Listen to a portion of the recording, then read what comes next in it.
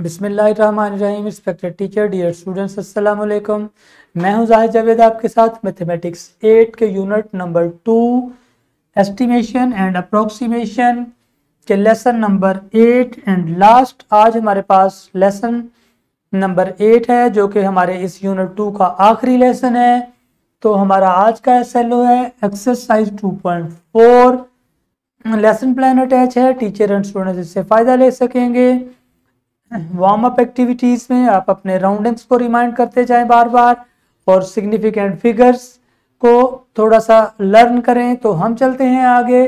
Today's concept is exercise 2.4।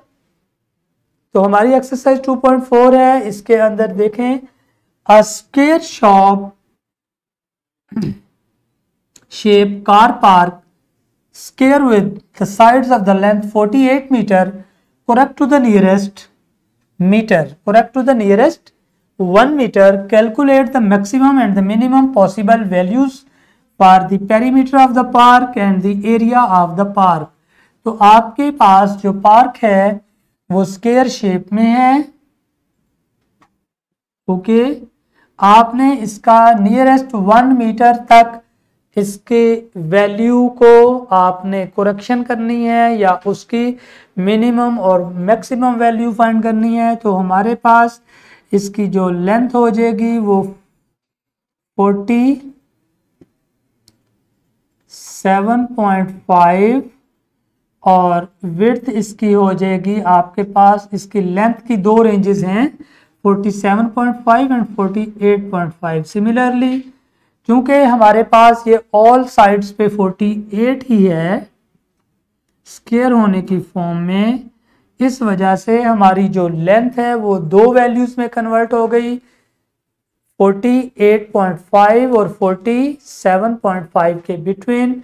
हमने इसमें से 0.5 मीटर माइनस और 0.5 मीटर प्लस कर दिया क्योंकि हमने इसकी करेक्ट टू द समथिंग आपने इसकी पेरीमीटर्स और एरियाज फाइंड करने हैं। अब आपको पता है कि आपके किसी भी स्क्वायर साइड का जो पेरीमीटर होता है वो 4 इंटू लेंथ होता है और जो एरिया होता है वो हमारा लेंथ इंटू लेंथ होता है। ओके, तो हमने क्या करना है, जब आपने मिनिमम पेरीमीटर फाइंड करना है,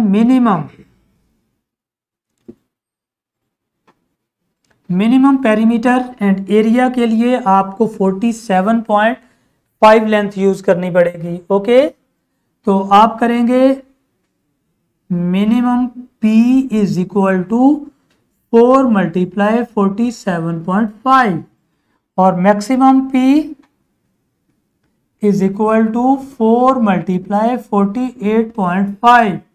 सिमिलरली आप एरिया में जब आप जाएंगे तो आप लिखेंगे minimum area is equal to 4.7 47.5 into 47.5 और मैक्सिमम एरिया के लिए कहेंगे आप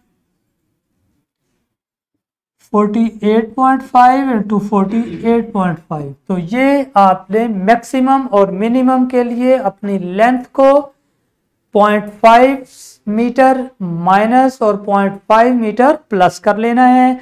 आपके पास दो वैल्यूज आ जाएंगी लेंथ की, एक मिनिमम और एक मैक्सिमम, और फिर आपने उससे उसकी पेरीमीटर्स और एरियाज को फाइंड कर लेना है। सिमिलरली हमारे पास क्वेश्चन नंबर 2 है, a rectangle has the sides of the length 1.27 metre and 2.43 metre correct to the 2 decimal places. Okay, उसने कहा कि correct to the 2 decimal places है तो maximum and minimum possible value for the perimeter and the area आपने find करना है। तो rectangle के आपने 2 डेसिमल प्लेसेस, जो उसका सेकंड डेसिमल प्लेस है उसको आपने करेक्ट करना है। इट मीन्स दैट जो आपकी एक लेंथ आएगी वो आपके पास आ जाएगी 1.27 है तो 65 हो जाएगी, ये 65 और दूसरी हो जाएगी आपके पास इसकी लेंथ 1.275। तो 1.265 और 1.275 आपके पास लेंथ इसी तरीके से उसकी जो है वो दूसरी साइड है। उसने कहा था कि रेक्टेंगल की साइड जो है वो 2.43 और 1.27 है, तो दूसरी साइड की जो लेंथ आ जाएगी वो आपके पास आ जाएगी 2.425 एंड 2.435।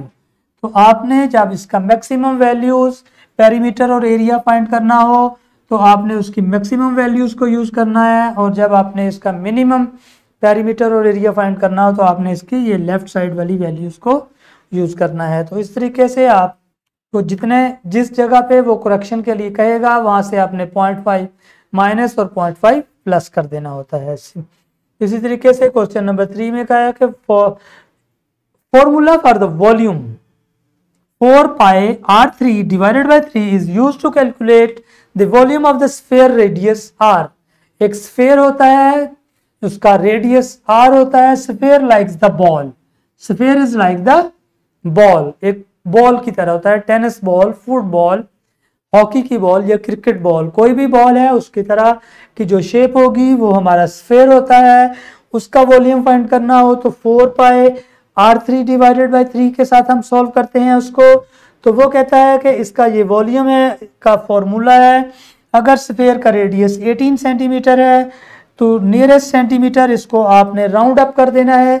अगर ये 18 सेंटीमीटर है तो इसका मतलब है कि आपका रेडियस जो है वो बन जाएगा 17.5 एंड 18.5, ये आपकी राउंडिंग हो जाएगी। 18.5 एंड 17.5।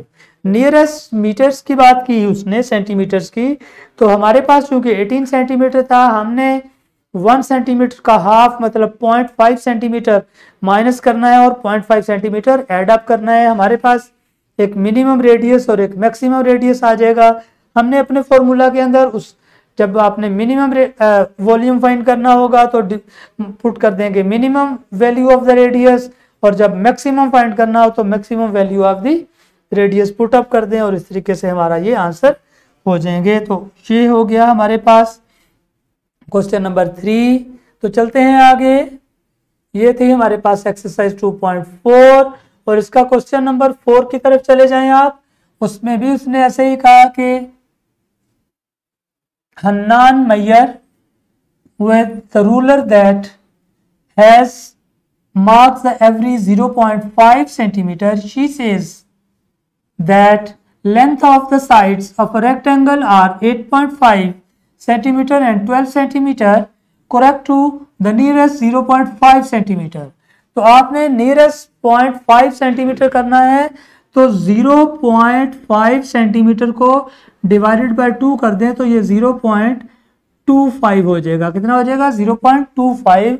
तो आपने अपनी लेंथ और विड्थ में से 0.25 माइनस और प्लस करना है। जब यहाँ से माइनस करेंगे तो 8.25 हो जाएगा, जब प्लस करेंगे तो 8.75 हो जाएगा। और ये आपकी जो रेक्टेंगल है उसकी एक लेंथ आ जाएगी और दूसरी लेंथ के लिए आपका 12 है, तो ये बन जाएगा 11.75 और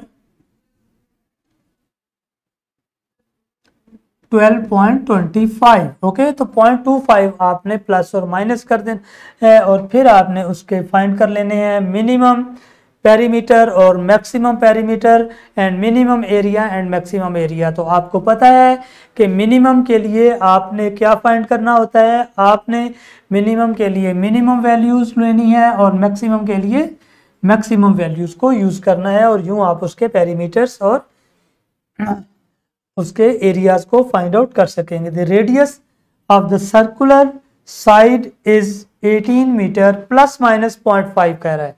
तो सिंपल सी बात है, जब उसने प्लस माइनस 0.5 कह दिया तो आप कहेंगे 17.5 एंड 18.5। प्लस करने से 0.5 18 में इंक्रीज हो गया और माइनस करने से डिक्रीज हो गया, तो हमारे पास जो रेडियस बना वो less than and equal to 17.5 and greater than and equal to 18.5 हो गया। सिमिलरली नेक्स्ट क्वेश्चन के अंदर भी उसने कह दिया कि 0.05 प्लस माइनस करें, तो उस तरीके से करके आप मैक्सिमम और मिनिमम वैल्यूज फाइंड कर सकेंगे उसका एरिया के लिए या पेरीमीटर के लिए या फिर जो भी वो आपसे रिक्वायर करे। तो इस तरीके से हमारी एक्सरसाइज 4.2 इख्तिताम को पहुंची।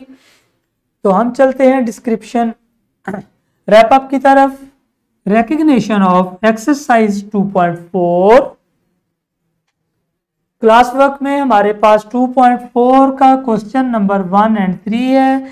टीचर की मदद से क्लास में जल्दी से सॉल्व कर लें।